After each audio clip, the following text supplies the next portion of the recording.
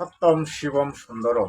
आज का जो टॉपिक है, इम्पोर्टेंट टॉपिक है। जैसे कि आज हमारे इंडिया पे संत रामपाल महाराज जी आज जो ज्ञान जगत को दे रहा है, भगत को दे रहा है, कहते हैं शास्त्र अनुकूल ज्ञान है। सभी को शास्त्र अनुकूल ज्ञान ग्रहण करना चाहिए और उस ज्ञान को ग्रहण करके सद्भक्ति करना चाहिए और उसमें मोक्ष मिलेगा। लेकिन सच्चाई क्या है, सच्चाई को आज हम जानने की कोशिश करेंगे और सच्चाई को जानते हुए आज इस वीडियो में कुछ शास्त्रों का नॉलेज रखा जाएगा।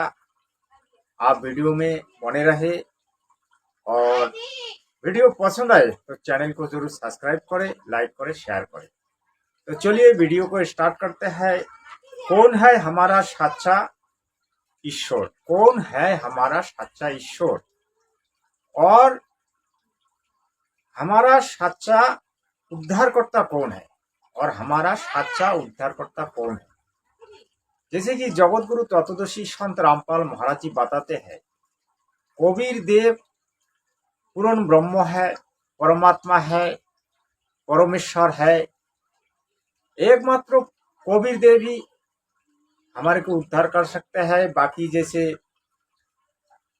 ब्रह्मा विष्णु महेश, माता दुर्गा और ब्रह्म जिसे कहते हैं ज्योति निरंजन, महाकाल, इन सब देवताओं का भक्ति करने से मोक्ष संभव नहीं है। आज इस विषय में हम चर्चा करने वाले हैं।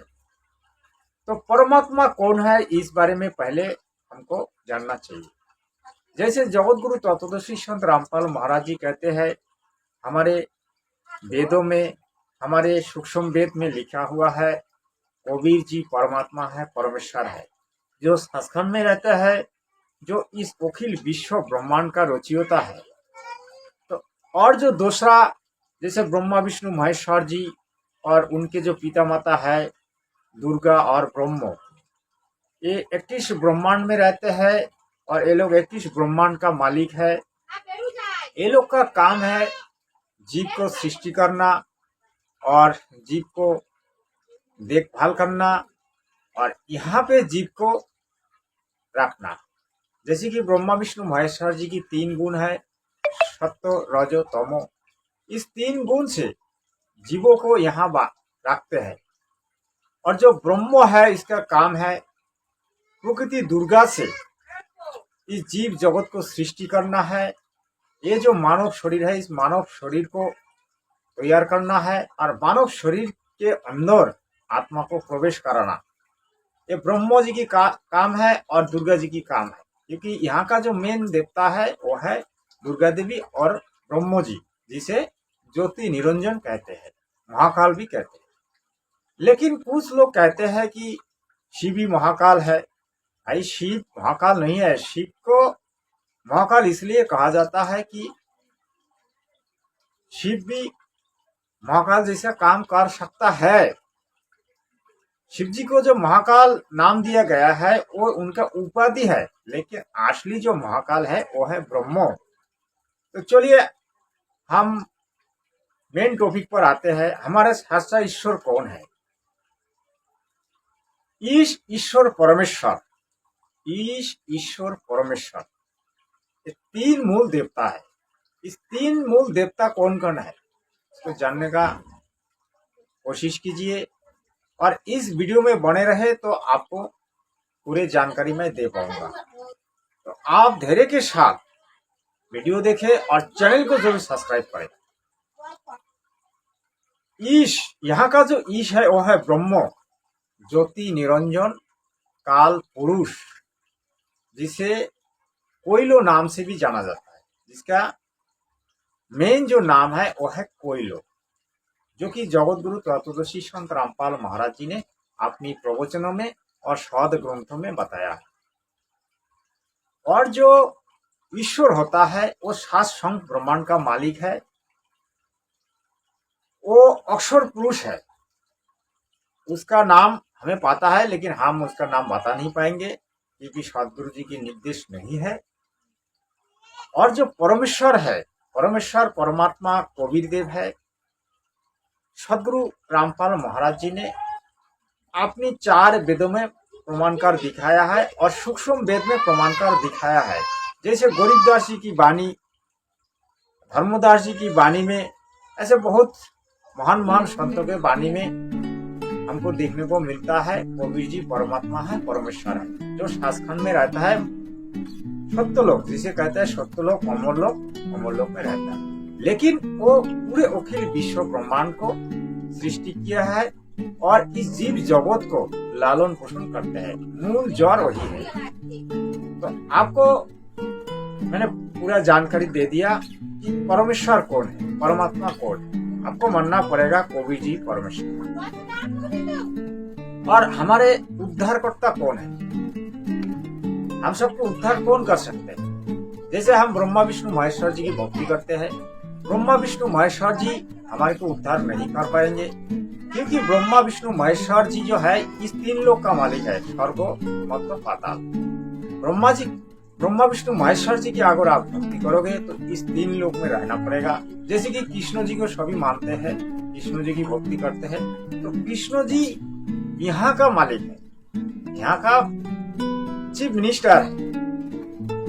यहाँ का जो ज्ञान, यहाँ का जो भक्ति, यहाँ का जो साधन, यहाँ का जो कुछ भी यहाँ का है वो कृष्ण जी दे सकता है। लेकिन इससे ऊपर कृष्ण जी का कोई ज्ञान भी नहीं है और उनका कोई कार्य भी नहीं है, उनका कोई ताकत भी नहीं है। आपको कृष्ण जी की पूजा करोगे तो स्वर्ग तक पहुंच सकते हैं। स्वर्ग में जो सुख है वो सुख भोग करके आपको यहाँ आना पड़ेगा। तो ये है कृष्ण जी की भक्ति। अगर आप आत्मा को उद्धार करना चाहते हैं तो आपको परमात्मा की भक्ति करना पड़ेगा। जो सदगुरु है, सदगुरु से दीक्षा लेके आपको सद भक्ति करना पड़ेगा, शास्त्रों अनुकूल भक्ति करना पड़ेगा। चाहे ईसाई धर्म वाले हो, चाहे मुस्लिम धर्म वाले हो, चाहे बौद्ध धर्म वाले हो, चाहे जैन धर्म वाले हो, कोई भी धर्म वाले हो, उसको सदगुरु से दीक्षा लेके सद भक्ति करना पड़ेगा, परमात्मा की भक्ति, क्योंकि तो उसका मोक्ष संभव है। तो जगत गुरु तत्वदर्शी संत रामपाल महाराज जी ने बताया, अगर हम सदगुरु कबीर देव की या फिर परमेश्वर कबीर देव की भक्ति करेंगे तो हमारा मोक्ष संभव है, वो भी तत्वदर्शी गुरु से। तो जगत गुरु तत्वदर्शी संत रामपाल महाराज जी आज जगत में यही ज्ञान दे रहा है और यही ज्ञान आज जगत मान रहा है और उनकी बताई हुई मार्ग पर करोड़ों करोड़ों लोग आज सदभक्ति कर रहा है। लेकिन सच्चाई क्या है? सच्चाई ये है, आपको अगर मोक्ष पाना है तो सदभक्ति करना है, और अगर आपको मोक्ष पाना नहीं है, मोक्ष लेना नहीं है, तो आप सदभक्ति को छोड़ दीजिए।